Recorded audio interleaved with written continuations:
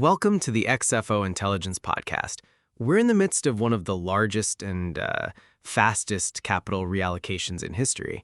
And today, we're digging into a new report that doesn't just track this shift, it decodes its underlying mechanics. The report is on global green investments. Right. And the scale it describes is astonishing.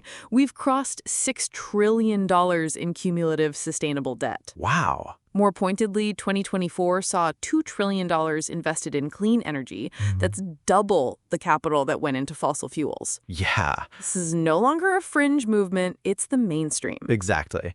But what makes this report exceptional is its methodology. It was generated using Deep Augmented Thinking, or DAT, which combines systems analysis with some fascinating concepts from biology.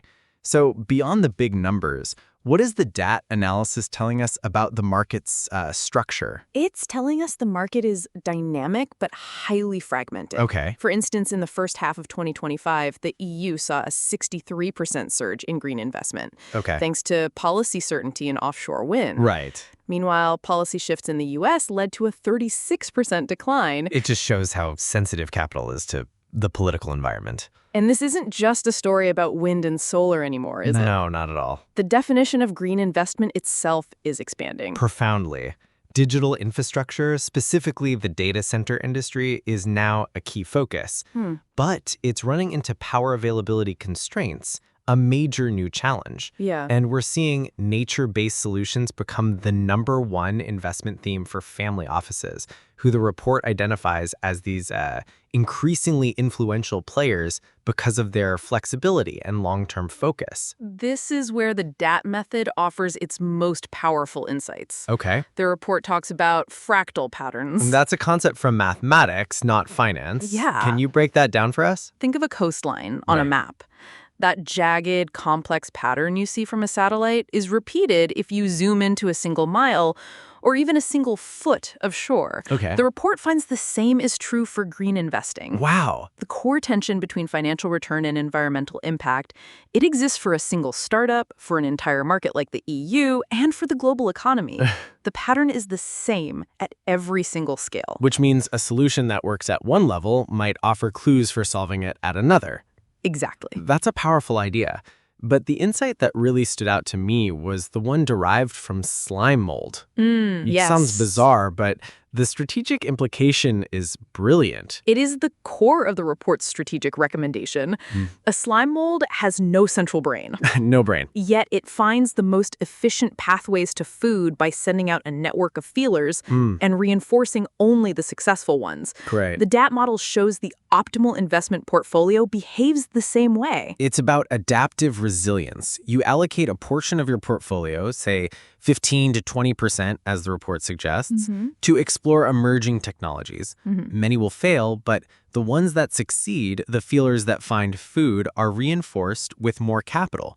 You're building a portfolio that learns and adapts to a changing landscape. Precisely. It's a strategy that embraces uncertainty rather than trying to eliminate it. Yeah. This requires moving beyond simplistic ESG scores and developing the capacity to measure real, absolute environmental outcomes.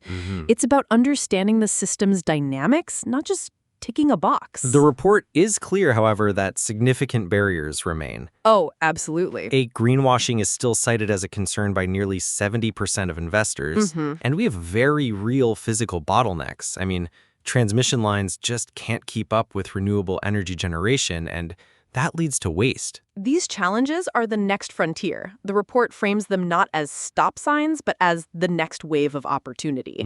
The recommendations are tiered. In the short term, we have to build capacity, both in our information systems to ensure data is credible, and in our physical infrastructure to resolve those bottlenecks. And longer term, the goal is for the distinction between green and conventional investing to just disappear entirely. Exactly. The ultimate vision is a financial system that is inherently aligned with environmental reality, Right. where sustainability is a fundamental component of every risk and return calculation.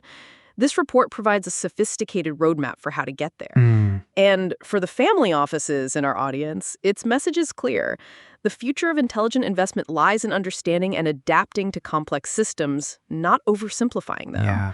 Now, here's a question we'd like you to think about.